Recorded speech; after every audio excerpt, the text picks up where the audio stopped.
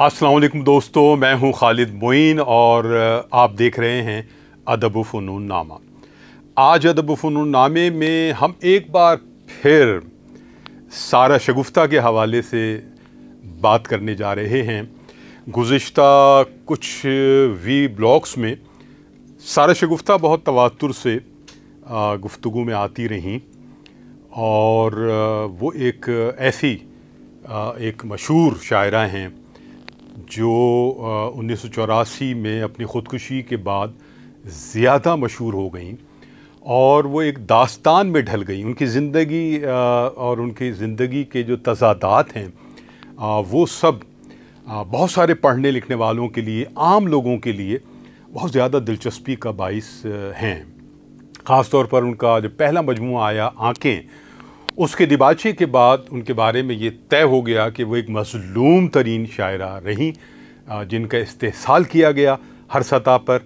और उनके जो शादियां थीं जो तवातुर के साथ नाकाम भी होती रहीं। पहली शादी में 3 बच्चे और फिर एक तलाक़, और उसके बाद वो कराची आ गईं और कराची में उन्होंने स्ट्रगल की, पढ़ती भी रहीं, काम भी करती रहीं और फिर ख़ानदानी मनसूबाबंदी में जॉब की उन्होंने। और उसके बाद जो है वो एक साहब से शादी हुई और फिर उन्हीं के एक दोस्त ने उन पर डाका डाला और फिर उनसे भी शादी हुई और दोनों शादियां नाकामी की सूरत में ख़त्म हो गई। और उसके बाद सारा शगुफ्ता ने एक बहुत आज़ाद ज़िंदगी गुजारी हर सतह पर, और फिर नफ्सियाती अवारिस का शिकार हो गई, पागल खाने भी गईं और उनको शौक़ भी लगाए गए, बिजली के झटके होते हैं वो भी। और उसके बाद उन्हें एक ऐसे साहब भी मिले जिन्होंने उनके साथ कोई बहुत ज़्यादा हक़ रफ़ाक़त निभाया और जिसकी बहुत तारीफ़ भी उन्होंने की सारा शगुफ्ता ने। ये सारी दास्तानें मुख्तलिफ़ नावलों में मज़ामीन में बिखरी हुई हैं।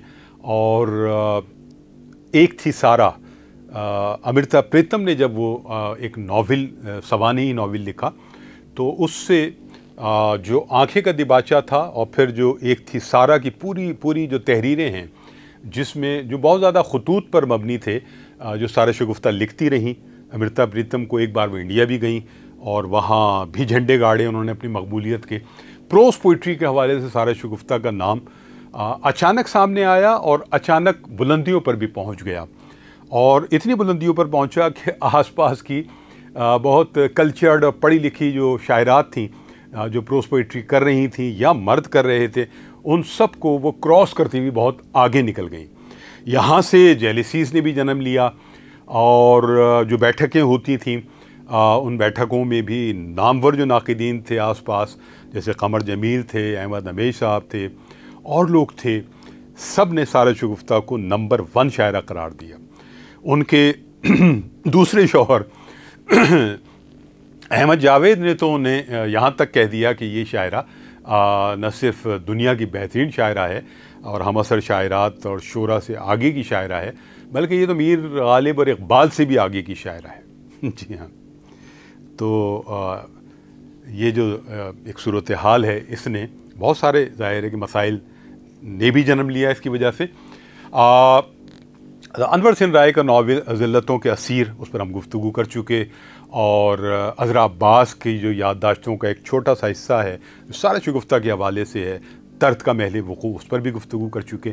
और अब हम जो ज़िक्र करने जा रहे हैं वो एक और नावल है, और ये नावल है सैयद सईद नक़वी साहब का। जी हाँ, सैयद सईद नक़वी साहब बेहतरीन मुतरज्जुम हैं और बेहतरीन उन्होंने नावलों के जो मगरिब के नावल हैं उनका तर्जुमा उर्दू में किया है।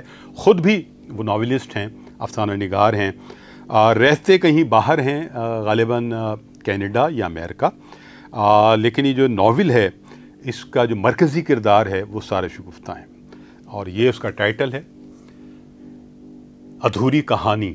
जी हाँ, अधूरी कहानी। और आप ये पटरियाँ देख रहे हैं और एक औरत को देख रहे हैं जिसका मुंह आगे की तरफ है और उसका जो अक़बी हिस्सा है वो इसमें दिखाया गया है और रेल की पटरियाँ दिखाई गई हैं। और ये हमारे सैयद सईद नक़वी साहब हैं। सैयद सईद नक़वी साहब जो हैं वो बहुत ही ज़हीन और पढ़े लिखे एक साहब हैं, ज़ाहिर है। मेरी मुलाकात तो कभी नहीं हुई, लेकिन मैंने उनकी बहुत सारी तहरीरें पढ़ी हैं। और वर्जीना वुल्फ का एक नावल भी मैं जो उन्होंने तर्जुमा किया है हाल ही में वो मैं पढ़ भी रहा हूँ। तो सैयद सईद नकवी साहब ने क्या कमाल दिखाया है इस नावल में, जबकि हम इतनी ज़्यादा चीज़ें सारा शगुफ्ता के बारे में पढ़ चुके हैं, उनकी ज़िंदगी को तकरीबन खंगाला जा चुका है। तो सैयद सईद नकवी साहब ने बड़ी जहानत के साथ इस नावल में एक जानिब सारा शगुफ्ता की ज़िंदगी को दिखाया है और गुजरांवाला ही से दिखाया है, बचपन से, और फिर लड़कपन, और फिर शादी जो बहुत कम उम्री में हुई। बाप उनका कोचवान था जिसने अपनी बेटियों की शादी करते हुए माल भी कमाया, और ख़ुद सारा शगुफ्ता की शादी भी इसी शराइत पर हुई, अपनी उम्र से एक बड़े आदमी से जो खाता पीता था। और फिर उसके बाप ने एक और शादी भी कर ली थी सारा शगुफ्ता के, और वो शायद अलग भी रहने लगा था। तो ये सब बातें इसमें मौजूद हैं। सारा शगुफ्ता की ज़हनी कैफियत और उसका जो एक किरदार का जो डेवलपमेंट है वो शुरू ही से दिखाया गया है, जो तकरीबन इससे पहले भी नावलों में मौजूद है। लेकिन इस नावल में एक और ख़ास बात है, इस नावल में एक पैरेलल कहानी भी चल रही है, और ये कहानी कनाडा की एक ऐसी मुतमव्वल शायरा के बारे में है जिसका शौहर अच्छा एक खाता पीता आदमी है और कारोबार करता है, लेकिन उसका भी एक माशका अपनी सेक्रेटरी से, रोज़ी से चल रहा है, और उसकी एक बेटी है। इन दोनों की ये जो किरदार है ख़ातून का, उनका नाम है यास्मीन, और यास्मीन को अचानक सोशल वर्क करते हुए और मुशायरों की समाजियात में हिस्सा लेते हुए अचानक ख्याल आता है कि वो ख़ुद भी शायरी कर सकती हैं, और फिर वो शायरा हो जाती हैं, और पहली गज़ल से ही एक उनकी शोहरत की धूम मच जाती है। बड़ी खुश शक्ल, खुश लिबास ख़ातून हैं और मिडिल एज की हैं, और शौहर से मुतनफ़िर हैं। शौहर उनसे इकरार भी कर चुका है कि वो ये सारे मशागिल रखता है, और रोज़ी के बारे में भी उनका शक यकीन में बदल चुका है, और वो तरक्की बहुत तेज़ी से करती हैं। और वहाँ के जो एक अदबी माहौल हमारे यहाँ जैसा कि मौजूद होता है कि एक खुशशक्ल ख़ातून, एक अमीर ख़ातून, और वो अगर अदब में दिलचस्पी लें तो बहुत सारे हाथ उनको बढ़ाने के लिए आगे बढ़ते हैं और बहुत सारे कंधे लग जाते हैं, जिससे उनका सफ़र आसान हो जाता है। तो ये सब नफ्सियात और चीज़ें, चूँकि सैयद सईद नकवी साहब इस माहौल और मंज़र को अच्छी तरह जानते हैं, तो उन्होंने बहुत खूबी से ये सब बयान किया है। लेकिन एक जगह जहाँ ये वो कहते हैं कि एक उनके हमअसर ने उन्हें मशवरा दिया यास्मीन को कि ख़याल को निकाल दें और इल्हाम को रख दें, तो शायद गज़ल में ये वज़न बनता नहीं है। लेकिन बहरहाल फिर वो प्रोज़ पोइट्री की तरफ भी शायद आ गई हैं, उसका भी इज़हार है। लेकिन शुरू उन्होंने गज़लों से किया और मुशायरे मिलने शुरू हो गए, और एक अब वो मसरूफ़ियत जो है उनके शौहर के लिए बहुत अच्छी है, और वो खुशी खुशी इजाज़त देते हैं ताकि वो जो 2-4 घंटे 5 घंटे हैं उसमें वो अपनी सेक्रेटरीज़ के साथ राज़ो नियाज़ कर सकें, क़ुर्बतें इख्तियार कर सकें। एक बेटी है इन लोगों की, उसका नाम सकीना है, पढ़ रही है, और वो एक सिख नौजवान से मोहब्बत करती है, उसके साथ जिस्मानी ताल्लुक़ात में है, और वो सिख भी शादी करना चाहता है, सकीना भी शादी करना चाहती है। अब सिख घराने में मसला ये है कि मुसलमान लड़की कैसे अपनाई जाए, और मुसलमान घराने में, इनके घराने में मसला ये है कि सिख नौजवान को कैसे अपना कबूल किया जाए।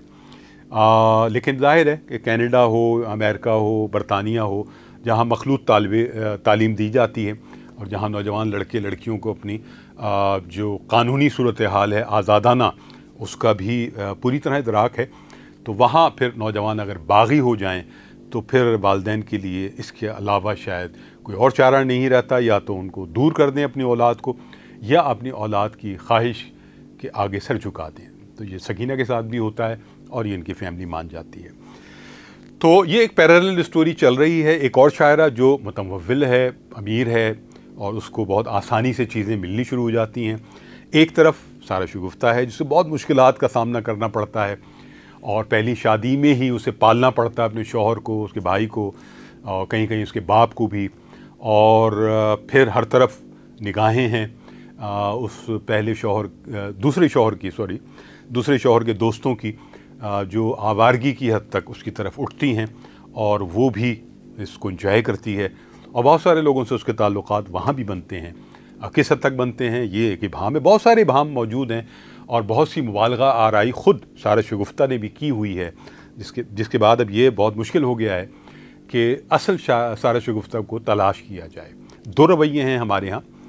एक ये जो कि सैयद नकवी साहब के नावल में है, जो बहुत पॉजिटिविटी के साथ सारा शगुफ्ता के मसाइल को, ज़हनी कैफियत को, उसकी स्ट्रगल को सामने लाते हैं, और कहीं कहीं उसकी ज़िंदगी के जो बने हुए दायरे तहज़ीब के हैं, अखलाकियात के हैं, उनको तोड़ते हुए भी उसको दिखाया गया है। लेकिन साथ साथ उसके कहीं ना कहीं जवाब भी पेश किए गए हैं। अनवर सिंह राय का नावल जो है वो मैं समझता हूँ कि बहुत निस्बतन बैलेंस्ड है, कि उसमें चीज़ों को यानी एक हमदर्दाना रवैया भी सारा शगुफ्ता के साथ मिलता है, और उसकी ज़िंदगी को खुलकर लिखा भी गया है, उसके अतराफ़ के किरदारों को भी खुलकर लिखा गया है। और बहुत सारी ऐसी चीज़ें मौजूद हैं जो शायद सैयद नकवी साहब ने भी पढ़ी हैं अच्छी तरह। एक थी सारा जो है वो यकतरफ़ा तौर पर सारा शगुफ्ता के लिए एक लिखा हुआ सवानही नावल है। दर्द का महल वक़ूअ जो है वो ख़ासा मुख्तलिफ इसलिए है कि उसमें अज़रा अब्बास ने अपनी स्ट्रगल, अपनी सूरत हाल को बयान करते हुए ख़ासी जगहों पर तकरीबन पूरे याददाश्तों में ही कंडम किया है एक सतह पर, मैं समझता हूँ, और बुरी तरह कंडम किया है सारा शगुफ्ता को, और कोई एक खूबी भी ऐसी नहीं है जो उन्होंने दिखाई हो। हालांकि जब अहमद जावेद साहब ने एक ड्रामा लिखा जो बहुत ही भोंडे अंदाज में लिखा गया, एक अलामती ड्रामा है जिसमें सारा शगुफ्ता के किरदार को शायरा और कॉल गर्ल दिखाया गया है, और उसमें अज़रा अब्बास का भी एक किरदार है और अनवर सिंह राय का भी किरदार है, एक किरदार उनका ख़ुद का भी है। और उसमें उन्होंने अज़रा अब्बास के ज़रिए हरामज़ादी की तकरार लगाई है सारा शगुफ्ता के लिए। मेरा ख़्याल है कि इस पर ज़ाहिर है कि अज़रा अब्बास ने बुरा मनाया, और उन्होंने अभी एक पोस्ट लगाई है कुछ दिनों कबल। पीरज़ादा सलमान ने मुझे इसकी जानिब इशारा किया कि भाई आप देख रहे हैं, पढ़ रहे हैं, तो ये भी देखें, और मैंने वो पोस्ट देखी है। तो उसमें उन्होंने अहमद जावेद साहब को ख़ासा रगड़ा है, और बहुत करीने से रगड़ा है, और बहुत अखलाकियात के साथ रगड़ा है, और ये कहा है कि भाई हरामज़ादी अगर कहना था तो अपने मुँह से कहते। आप तो एक मौलवी आदमी हैं, आपकी दाढ़ी भी है, लोग आप पर यकीन भी रखते हैं, आपका एक फॉलोअर्स का, मैं ये कह रहा हूँ कि फॉलोअर्स का उनका एक बड़ा एक हल्का है अहमद जावेद साहब का, पढ़े लिखे आदमी हैं। लेकिन इतने बरसों के बाद, कई दिहाइयों के बाद उन्होंने ये ड्रामा लिखा जिसका कोई ऐसा जवाब भी नहीं था, लेकिन बारह वो बेहतर समझते हैं, मुझसे बहुत ज़्यादा समझदार आदमी हैं।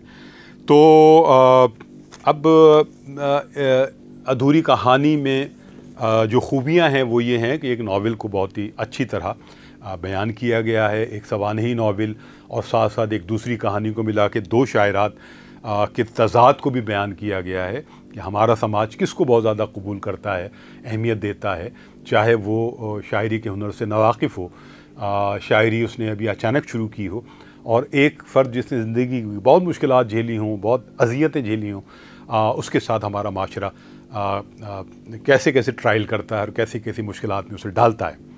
तो ये उसकी खूबी है। ज़ुबान बयान बहुत अच्छी है, और निटिंग दोनों कहानियों की बहुत उम्दा है, क्योंकि यास्मीन जो है एक वक्त में आके फिर एक वहाँ के शायर हैं जो कि बैचलर तो नहीं है लेकिन अकेले रहते हैं, और उनसे मुतासिर होती है यास्मीन, क्योंकि वो बराबरी की सतह पे आगे गुफ्तगू करते हैं और बहुत अच्छी गज़ल कहते हैं, शायरी करते हैं, और फिर उनकी दोस्ती हो जाती है, और फिर उनके फ्लैट पे जाके वो वक्त भी गुजारती हैं, और बहुत ज़्यादा जमालियाती वक्त गुजारती हैं, आज़ादाना वक्त गुजारती है यास्मीन, और एक इन्वॉल्वमेंट हो जाती है। और वहाँ उस पर ये इंकशाफ भी होता है कि जो जमाल है, इसका पूरा नाम जमाल आबदी है, और जमाल आबदी बताता है कि वो उसने शादी कर ली थी, और फिर कैसे वो रिजविया से निकलते हुए उस पर फायरिंग हुई, और पीछे जो उसकी बीवी बैठी हुई थी उसको गोली लगी, उसकी डेथ हो गई, और फिर उसने एक सियासी पनाह यहाँ कनाडा में हासिल की, और अभी वो सिलसिला चल ही रहा है, और उसकी ज़िंदगी बहरहाल मुश्किलात का शिकार है, लेकिन यास्मीन उसके लिए खड़ी हो गई है। जमाल ही मशवरा देता है कि आप सारा शगुफ्ता का तारुफ़ कराता है, और फिर वो एमफिल करने के लिए कराची आती हैं ख़ातून, और एमफिल कर भी लेती हैं, और आखिरी ख़त जो लिखती हैं वो उसमें ये खुशखबरी देती हैं जमाल को कि बस मेरा काम हो गया है, मैं आ रही हूँ, और मैं तुम्हारी ही हूँ।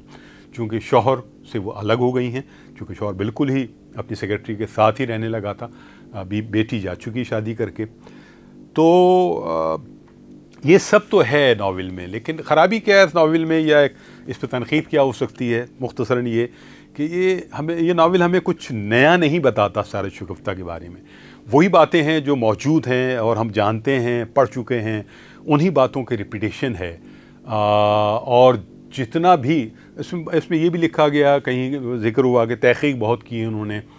मैं आपको अर्ज़ करूं कि वो ड्रिक कॉलोनी में ये लिखा गया है बार बार कि ड्रिक कॉलोनी में उनका क़याम था सारे शगुफ्ता का, लेकिन ड्रिक कॉलोनी में वो नहीं रहती थी। ड्रिक कॉलोनी के हुदूद अरबा को समझने के लिए ज़रूरी है कि आप ये देखें कि 1 नंबर, 2 नंबर, 3 नंबर, 4 नंबर और 5 नंबर, और ये नंबर कोई एक तरतीब से नहीं है। 5 नंबर इस तरफ है, 4 नंबर इधर है, फिर 1 नंबर इधर है, 3 नंबर उस तरफ है, 2 नंबर इधर है, और फिर आगे की तरफ गोल्डन टाउन और अज़ीमपुरा वगैरह हैं, और आगे जाके अब आबादी मलीर के करीब पहुंच गई है।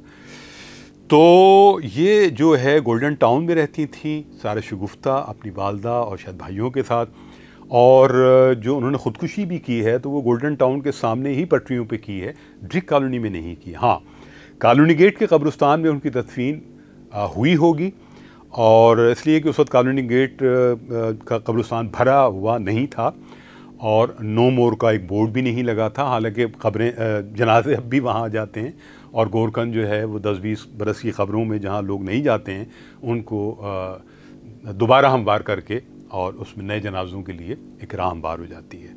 खैर, इसमें यह भी लिखा है कि ड्रिक कॉलोनी में अहले तशय्युओं की तादाद बहुत ज़्यादा है।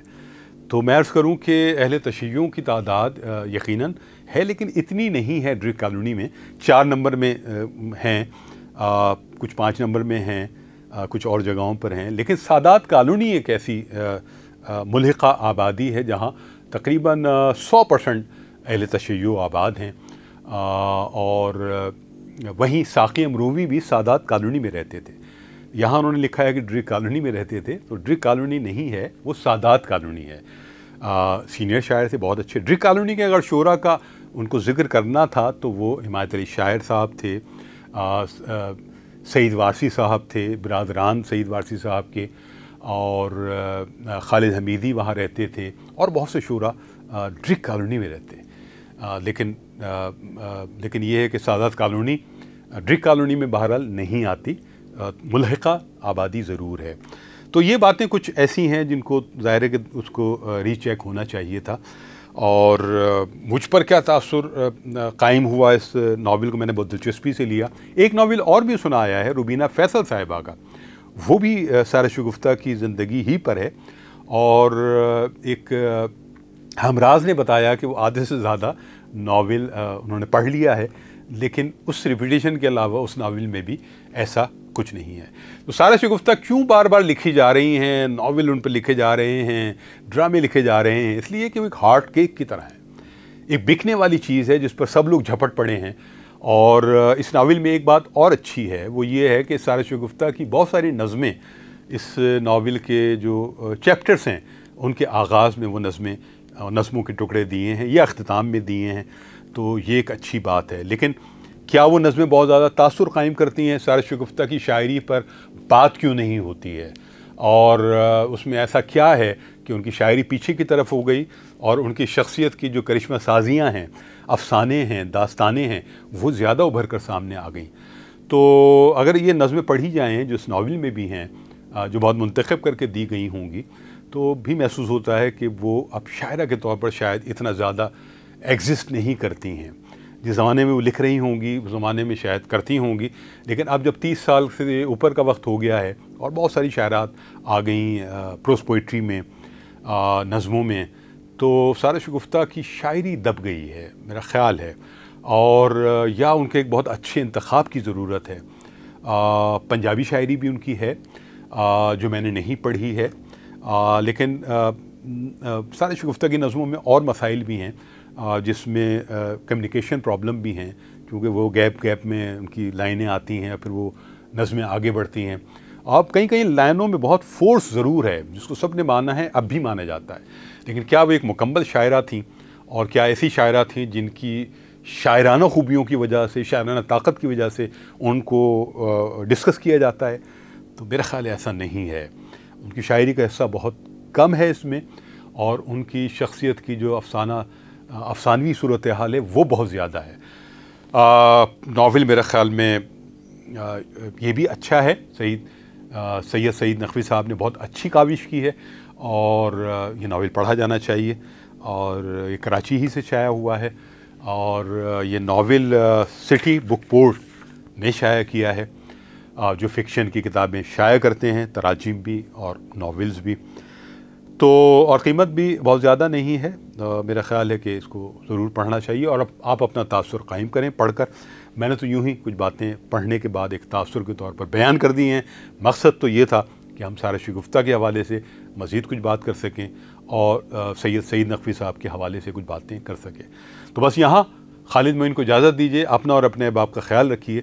अदब व फ़नून नामा ज़िंदाबाद, पाकिस्तान पाइंदाबाद।